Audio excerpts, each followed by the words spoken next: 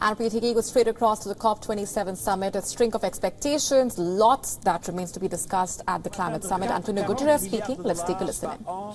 D'ici 2025, nous avons besoin d'une feuille de route sur la manière dont cela sera mis en œuvre.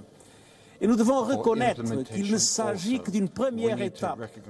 Les besoins en matière d'adaptation devraient dépasser les 300 milliards de dollars par an d'ici 2030. La moitié du financement climatique devrait être consacrée à l'adaptation. Et les institutions financières internationales et les banques multilatérales de développement doivent changer leur modèle économique et faire leur part pour augmenter le financement des mesures d'adaptation et servir de levier pour mobiliser davantage de financement privé au service de l'action climatique. Serve efforts to fight climate change. Countries and communities must have access to that funding, which must be funneled to key initiatives such as through the Adaptation Pipeline Accelerator. We must acknowledge a harsh truth. There is no adapting to a growing number of catastrophic events causing enormous suffering around the world. The deadly impacts of climate change are here and now. Loss and damage can no longer be swept under the rug. It is a moral imperative. It is a fundamental question of international solidarity and climate justice. Those who contributed least to the climate crisis are reaping the whirlwind sown by others. And many are blindsided by impacts for which they had no warning or means of preparation. This is why I am calling for a universal early warning system coverage within 5 years. And it is why I am asking that all governments tax the windfall profits of fossil fuel companies. Let's redirect that money to people struggling with rising food and energy prices and to countries suffering loss and damage caused by the climate crisis. On addressing loss and damage, this COP must agree on a clear, time-bound roadmap reflective of the scale and urgency of the challenge. And this roadmap must deliver effective institutional arrangements for financing. Getting concrete results on loss and damage is a litmus test of the commitment of the governments to the success of COP27. Excellencies and friends, the good news is that we know what to do, and we have the financial and technological tools to get the job done. It is time for nations to come together for implementation. It is time for international solidarity across the board. Solidarity that respects all human rights and guarantees a safe space for environmental defenders and all actors in society to contribute to our climate response. Let's not forget that the war on nature is itself a massive violation of human rights. We need all hands on deck for faster, bolder climate action. A window of opportunity remains open, but only a narrow shaft of light remains. The global climate fight will be won or lost in this crucial decade on our watch. And one thing is certain, those that give up are sure to lose. So let's fight together and let's win for the 8 billion members of our human family and for generations to come. Thank you.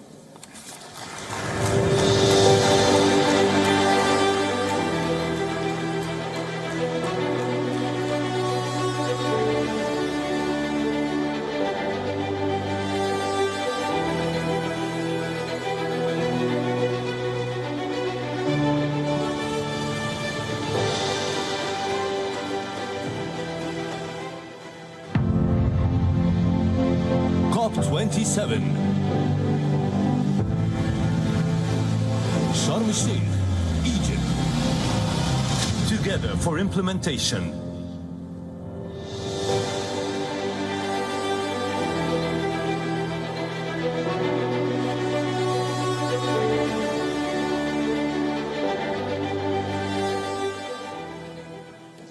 شكرا للسيد أنطونيو غوتيريش الأمين العام. Thank you, Antonio Guterres, UN Secretary General. I would like to welcome Sheikh Mohammed bin Zayed bin Sultan Al Nahyan, who's the President of the UAE.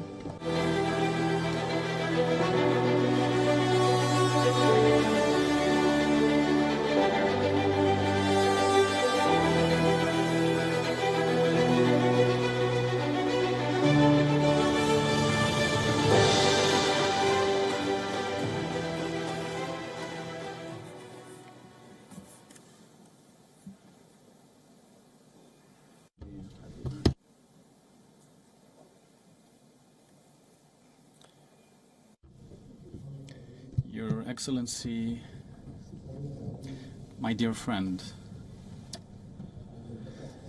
Abdel Fattah el-Sisi, Your Majesties, Your Excellencies, Mr. COP President, ladies and gentlemen. First of all, Your Excellency President, we are with you in what you said. Indeed, we need peace, we need dialogue, and we need the war to stop. First of all, I would like to thank the Arab Republic of Egypt and the Secretariat of the UNFCCC for organizing and hosting the 27th session of the Conference of the Parties, COP27. Here we are gathered today at a critical moment for our planet. Our world is facing intricate and complex challenges, including climate change, which has become so impactful on stability and security around the world. And since we only have one planet, it is essential that we bring together our efforts in order to address this challenge by engaging in climate action, which we see as an opportunity for innovation, for solution making, and economic diversity. Ladies and gentlemen, the UAE is known as a responsible supplier of energy and will continue to play this role for as long as the world needs oil and gas. And given that geology has its own logic, well, oil and gas, ladies and gentlemen, in the UAE is among the least carbon-intensive oil and gas around the world. And we will focus on lowering carbon emissions emanating from this sector. And this is not a new effort that we're going to undertake. Our founding father, Sheikh Zayed, may his soul rest in peace, has instructed that gas burning should stop for decades and instated the pillars of sustainability for the UAE in order to preserve the environment and natural resources. And as we follow in the footsteps of the founding father, for decades we have been working towards diversifying our economy and to build capacities in renewables and clear energies in order to promote economic and social development in a sustainable way. And the UAE has been the first country in the region that announced a strategic initiative for carbon neutrality by 2050. And we've launched just a few days ago a partnership agreement with the United States for investing $100 billion and to produce 100 gigawatts of clean energy in various parts of the world. This initiative, among others, create new sectors, new skill sets, and new jobs. And it also helps the spark of hope to remain and to continue in as far as we want to keep tabs on global warming. Ladies and gentlemen, the UAE continues its efforts to build bridges of cooperation and communication with members of the international community. And as we prepare for COP28 in the city of Dubai Expo in year 2023, we will be focusing on supporting the implementation of the outcomes of the previous COPs, and also to make sure that the first global stocktake in the wake of the Paris Agreement.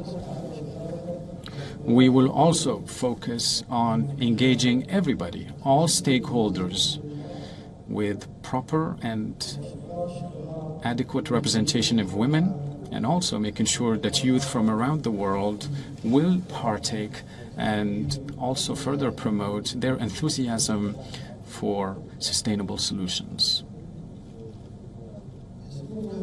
We are pleased to address an open invitation to all to cooperate in finding practical solutions that contribute to addressing the issue of loss and damage, as well as create new opportunities for sustainable economic development for humanity all over the world.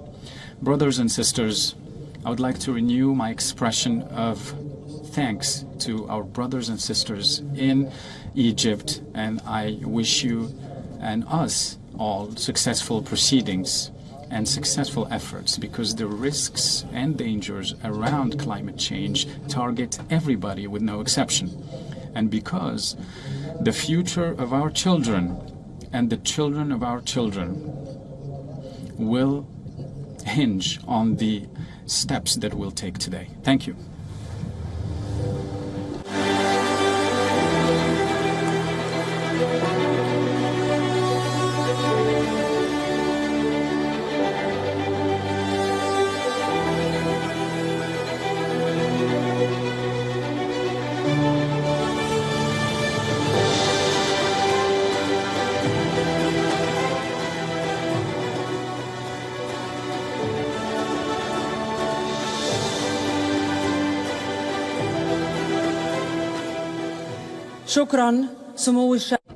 Thank you, Your Highness Sheikh Mohammed bin Zayed Al Nahyan, President of the United Arab Emirates.